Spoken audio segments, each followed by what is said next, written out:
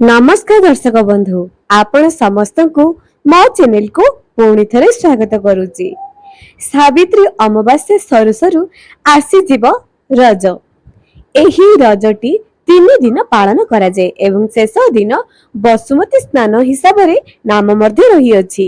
एही दिन सकाळु सकाळु कुआरी झियो माने हळदी रे गाधुआ पाधुआ करी अलता लगाई साज सज्जा होई एही 3 दिन जाक खूब मजा मौज करिथांती एवं एही रज दिन पोड़ पिठा सांग को पान एपरी बहुत किछि हुए, किंतु आजिर टॉपिक रे मु रज किपरि पालन करा जाए एही विषय रे बुझाइबि नाही। दर्शक बंधु ध्यानर सह विषयटी को संपूर्ण रूपे सुनंतु। आज मु आपनकु दुईटी महत्वपूर्ण विषय रे बताइबि जहा कि रज समय रे जदि आपण करि दियंती आपनकर वर्ष सारा धनवान होई रहिबे। वर्ष सारा कोनोसी ना कोनोसी उपाय रे आपनको घर को धनर आगमन हेबो। कोनोसी ना कोनोसी उपाय रे धन निश्चय आपनको घर को आसुथिबो, किंतु आपनको एही कथाटी निश्चय करिवा पई पड़िबो। ना आपनको पूजा करिवार अछि ना कोनोसी व्रत ना कोनोसी उपवास। दर्शक बंधु केवल दुईटी काम रज दिन जदि आपण एही दुईटी काम करि दियंती तेबे आपनको घर वर्ष सारा आपण धनवान होई रहिबे। एही रज संक्रांति रु आर रज संक्रांति 2024 रज संक्रांति ठारू 2025 रज संक्रांति एही गोटे वर्ष आपण निज घरर आर्थिक स्थिति को अनुध्यान करिवे। तापरे ठीक आर वर्ष आपण कमेंट सेक्शन रे निश्चय आपनकर अनुभूति को जणाइबे। मु आपनकु पूरा गारंटी सहित कहूची जे एही उपायटी जो आज आपण मानकु बताइबी आपनकर जीवन को खुशी भरी देबो, धनवान होई जिवे। मां लक्ष्मी वर्ष सारा आपनको ऊपर कृपा दृष्टि देबे।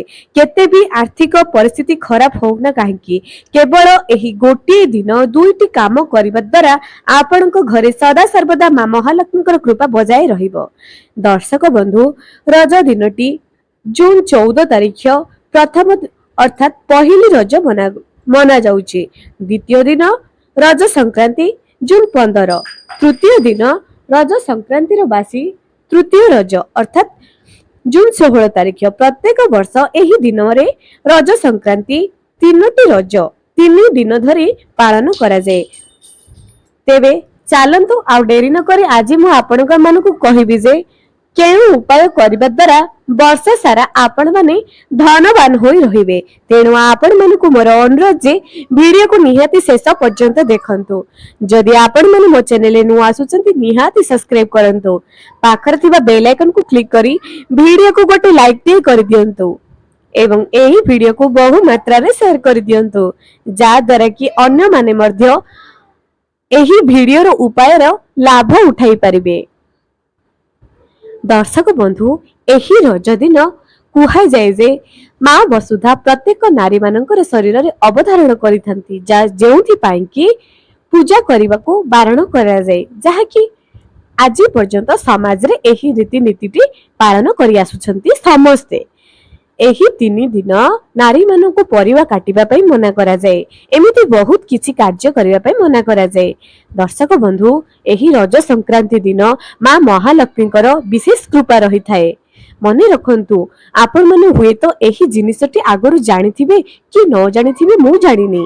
जदि एही रज संक्रांति दिन निज घर आपण एही दुईटी काम कर दियंती केबे मध्य आपणको घरर धन कम हबो नाही, करजरो मुक्ति होई जिवे। आपनकर चाकरी क्षेत्र रे उन्नति हबो। जदि कोनोसी इलेक्ट्रिक आइटम आपण माने किनिबा पई चाहुचंती देखंतु एही वर्ष सारा आपनकर गोटिए गोटिए स्वप्न निश्चय पूर्ण हबो।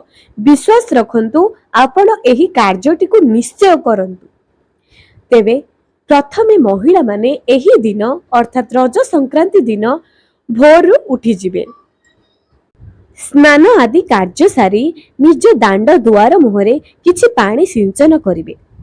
पानी सिंचन कला परे मने रखंतु एही उपायटी भल भाबरे मने रखंतु जे कोन करिबा दरकार। वीडियो को जदि अधा देखिबे अधा ही शिक्षा पाइबे, जदि पूरा देखिबे पूरा ज्ञान प्राप्त करि परिबे। तेबे आपण कोन करिवे निज दांड दुआर मुहरे निज मुख्य द्वार सामना रे हळदिया मुरुज उपरे रंग मुरुज पकाई देबे, अर्थात ହଳଦିଆ ମୁରୁଜର ଝୋଟି ଉପରେ ରଙ୍ଗ ମୁରୁଜର ଝୋଟି ଆପଣ ମାନେ ଏହି ରଜ ସଂକ୍ରାନ୍ତି ଦିନ ସକାଳୁ ନିଶ୍ଚୟ ନିଜ ଘରେ କରନ୍ତୁ। ଦର୍ଶକ ବନ୍ଧୁ, ଏହି ଉପାୟଟି ଥରେ ଆପଣ ହିଁ ତ ଦେଖନ୍ତୁ, ଆପଣଙ୍କ ଜୀବନରେ କେତେ ଯେ ଉନ୍ନତି ହବ ଆପଣ ବିଶ୍ୱାସ କରିପାରିବେନି। ବର୍ଷ ସାରା ଆପଣଙ୍କର ଯଦି ଉନ୍ନତି ନ ହେଇଛି ଆପଣ କମେଣ୍ଟ ସେକ୍ସନରେ ମତେ କହିବେ। ଯଦି ଉନ୍ନତି ହେଲା ତାପରେ ମଧ୍ୟ ନିଜ ଅନୁଭୂତିକୁ ମୋ ସହିତ ନିଶ୍ଚୟ ସେୟାର କରନ୍ତୁ। ଦର୍ଶକ ବନ୍ଧୁ, ମନେ ରଖନ୍ତୁ, ଗୃହିଣୀ ମାନେ ନିଜ ଦାଣ୍ଡ ଦୁଆର ମୁହଁରେ କିମ୍ବା କୁଆଁରୀ କନ୍ୟା ମାନେ ଯାହାର ବି ସମୟ ଅଛି ହଳଦିଆ ମୁରୁଜ ଉପରେ ରଙ୍ଗ ମୁରୁଜ ନିଶ୍ଚୟ କରିଦିଅନ୍ତୁ।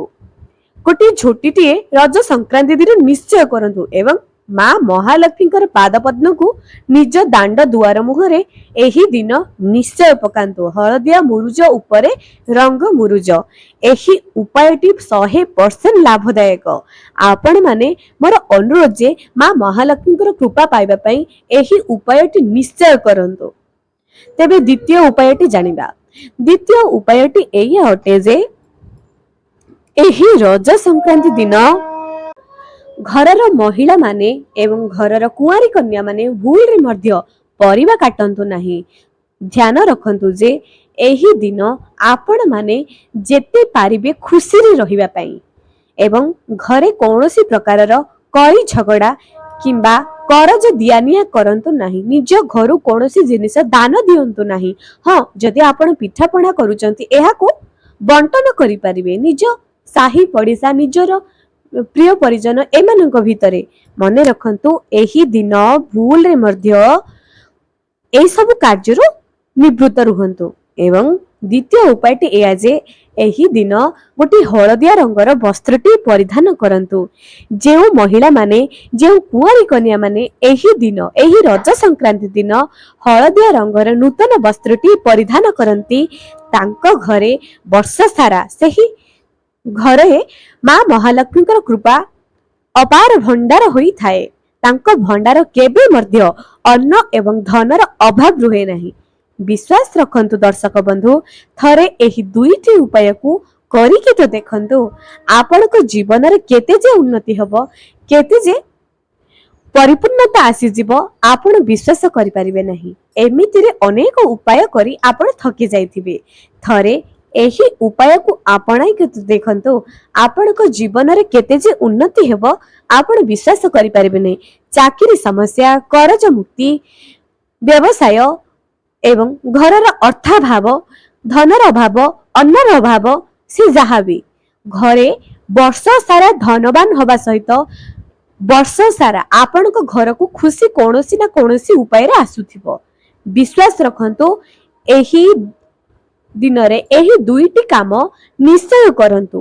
ଆପଣମାନଙ୍କୁ ମୋର ଅନୁରୋଧ ଯେ ଭିଡ଼ିଓକୁ ନିଶ୍ଚୟ ବହୁ ମାତ୍ରାରେ ସେୟାର କରନ୍ତୁ ଏବଂ କରନ୍ତୁ। ଦର୍ଶକ ବନ୍ଧୁ, ବର୍ଷକୁ ଥରେ ରଜ ସଂକ୍ରାନ୍ତି ଆସିଛି। ଯଦି ଆପଣ ଏହି ଗୋଟିଏ ଜିନିଷକୁ ମିସ୍ କରିଦେବେ ତେବେ ବର୍ଷ ସାରା ଆଉ ଏମିତି ସୁଯୋଗକୁ ଜମା ମଧ୍ୟ ପାଇବେ ନାହିଁ। ଏବଂ ଏହି ବର୍ଷରେ ତ ଏମିତି ବହୁତ ରାଶିଙ୍କର ଧନ ଯୋଗ, ସମ୍ମାନ ଯୋଗର ମଧ୍ୟ ସମୟ ଆସିଯାଇଛି। ବହୁ ପୁରାତନ ବର୍ଷରୁ ପୁରା ସ୍ୱପ୍ନ, ଅଧା ହୋଇଯାଇଥିବା ସ୍ୱପ୍ନ ଏହି ବର୍ଷ ପୁରା ହବା ପାଇଁ ଯାଉଛି। ତେବେ ଛୋଟିଆ ଛୋଟିଆ ଉପାୟ ହୁଏତ ଆପଣଙ୍କ ଜୀବନ ବଦଳାଇ ପାରେ। ହୁଏତ ଆପଣ ବି କହିପାରନ୍ତି, ଯାହା ହେଉ ଏହି ଉପାୟଟି କରିବା ଦ୍ୱାରା ମୋ ଜୀବନରେ ବହୁତ ଉନ୍ନତି ହେଲା। ଦର୍ଶକ ବନ୍ଧୁ, ପୁଣି ଥରେ ଉପାୟ ଦୁଇଟିକୁ ଶୁଣି ଦିଅନ୍ତୁ। ରଜ ସଂକ୍ରାନ୍ତି ଦିନ ସକାଳୁ ହଳଦିଆ ମୁରୁଜ ଉପରେ ରଙ୍ଗ ମୁରୁଜ ନିଜ ଦାଣ୍ଡ ଦୁଆର ମୁହଁରେ ନିଶ୍ଚୟ ଟାଣି ଦିଅନ୍ତୁ ଏବଂ ମା ମହାଲକ୍ଷ୍ମୀଙ୍କର ପାଦ ପଦ୍ମକୁ ମଧ୍ୟ ଆଙ୍କି ଦିଅନ୍ତୁ।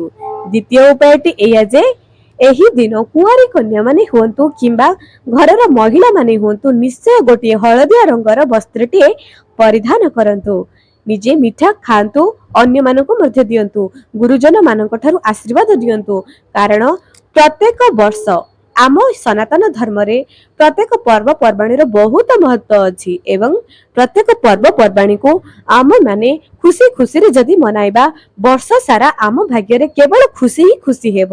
आपण माने चेष्टा करंतु जे निज घरर कुआरी कन्या मानक खुशी रे रखिबे घरर महिला मानक खुशी रे रखिया पे चेष्टा करंतु प्रत्येक पर्व पर्वाणी को भल भाबरे खुशी खुशी रे मनाइबाकू मध्य चेष्टा करंतु जा द्वारा कि आपणक घरे देवी देवतांकर आशीर्वाद मध्य रहिबो।